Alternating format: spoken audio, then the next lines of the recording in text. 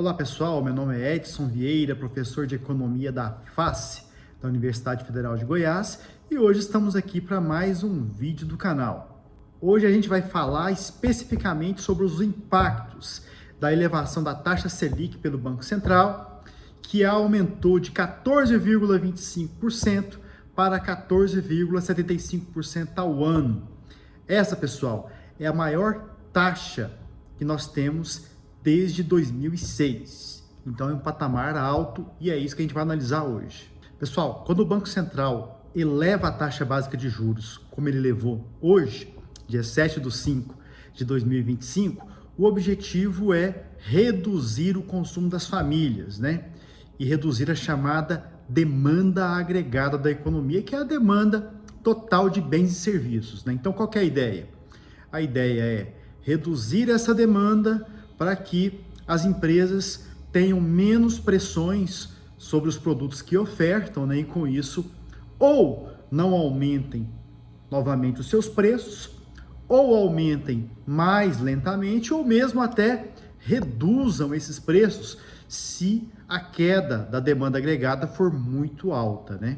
Então esse que é o objetivo do Banco Central, fundamentalmente reduzir o consumo das famílias. Mas acontece, pessoal, que nós temos efeitos colaterais desse processo. Quando o Banco Central aumenta a taxa básica de juros, ele atinge também outros elementos da demanda agregada. A demanda agregada é composta, além do consumo das famílias, pelo investimento das empresas, pelos gastos ou as despesas do governo, pelas exportações e pelas importações.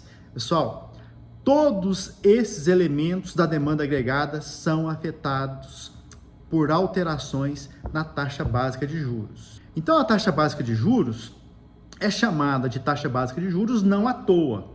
A questão é que dela dependem todas as demais taxas de juros da economia.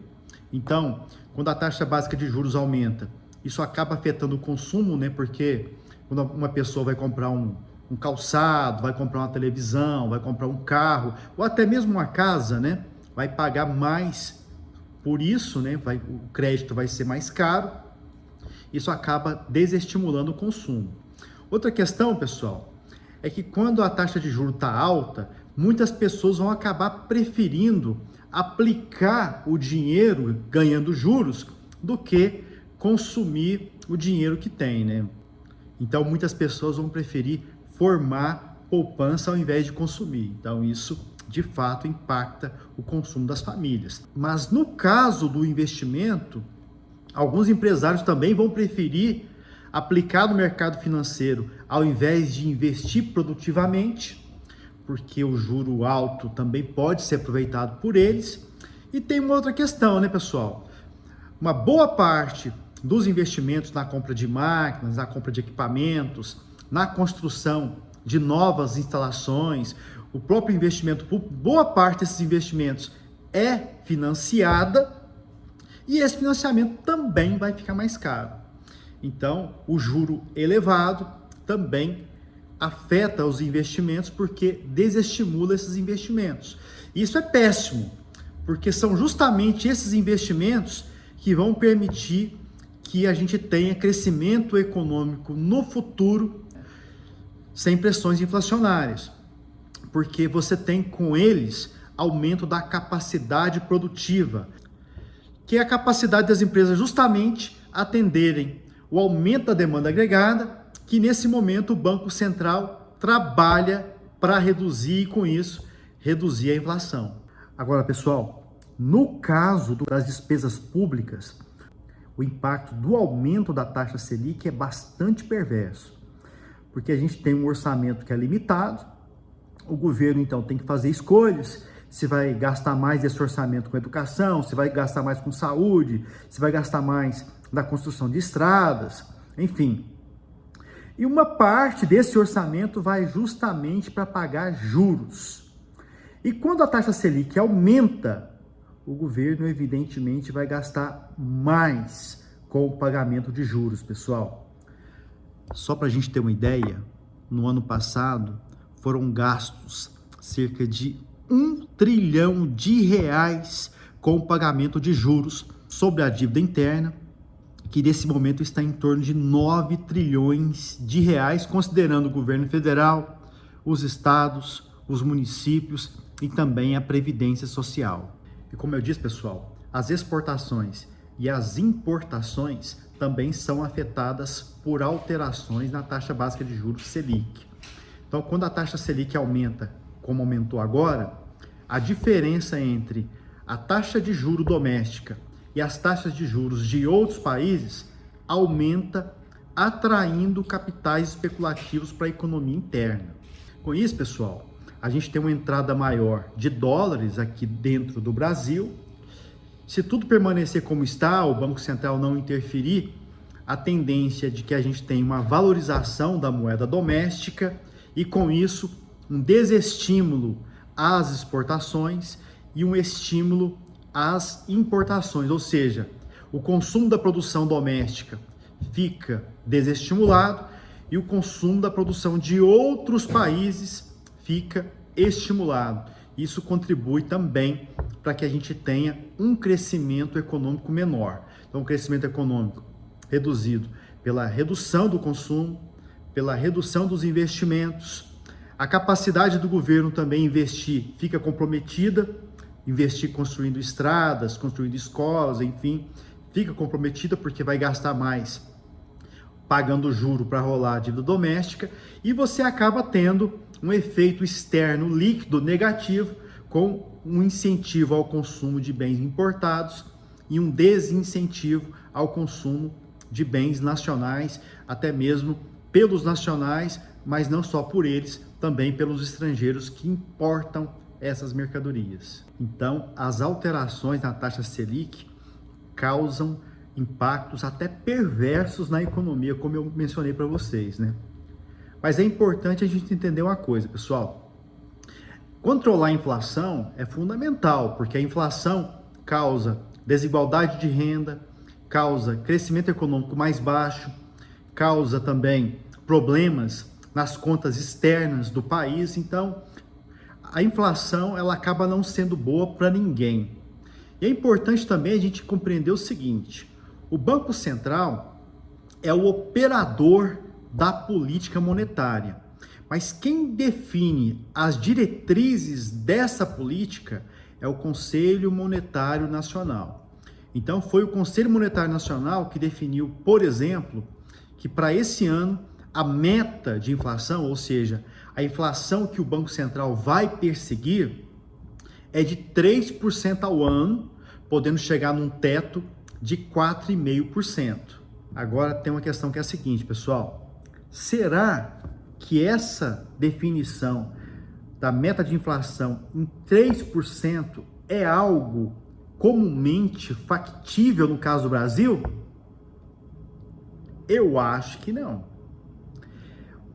O regime de metas de inflação no Brasil começou em janeiro de 1999. De lá para cá, pessoal, são 315 meses. Vocês sabem em quantos meses desses 315 que a inflação brasileira foi menor ou igual a 3%? 24. 24 meses, dá menos de 8% desse total, pessoal.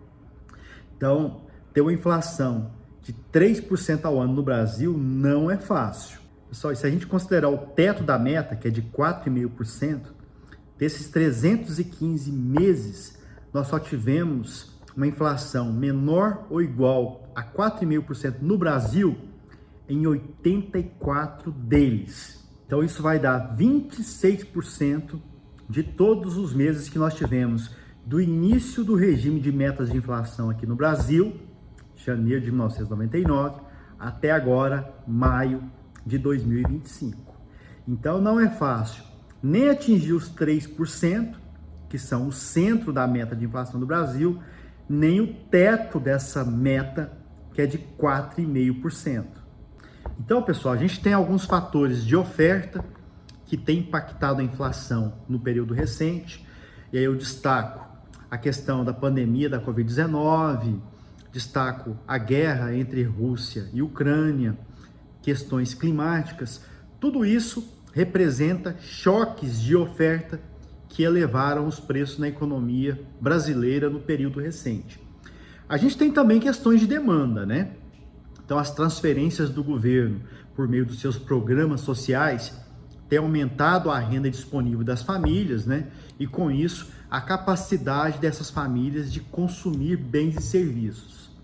Outra questão é que essas políticas que nós tivemos implementadas agora, como por exemplo, o financiamento, os empréstimos garantidos pelo FGTS e também a ampliação do programa Minha Casa, Minha Vida para quem ganha até 12 mil reais, tudo isso vai na contramão dessas políticas de elevação da taxa de juros pelo Banco Central, né?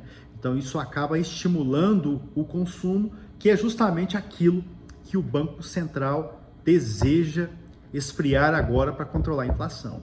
Então a gente tem fatores de oferta, fatores de demanda, mas quando a gente percebe, né, que em apenas 24 meses de 315 a inflação ficou abaixo de 3% e apenas em 84 meses de 315 ela ficou abaixo de 4,5%, a gente percebe também que existe uma parte dessa inflação que é inercial, né? Ou seja, a gente tem aí alguns mecanismos de indexação da economia brasileira que ainda não foram extirpados, que precisam ser extirpados para que a gente tenha também uma capacidade de ter uma inflação no país menor do que a média que a gente vem tendo aí nos últimos anos. Então, pessoal, um grande ponto de reflexão nessa conversa nossa hoje, que é rápida, é se essa meta de inflação de 3% é adequada para a economia brasileira. Então, como eu disse, eu acredito que não. A gente tem ainda muitos mecanismos de indexação que permanecem na economia, muito embora a inflação brasileira, desde o início do Plano Real, tenha sido muito mais comportada, muito mais, aliás, né, do que era antes, né? A gente ainda tem essa indexação e essa meta de inflação mais apertada faz com que o Banco Central tenha que trabalhar com juros mais elevados para persegui-la.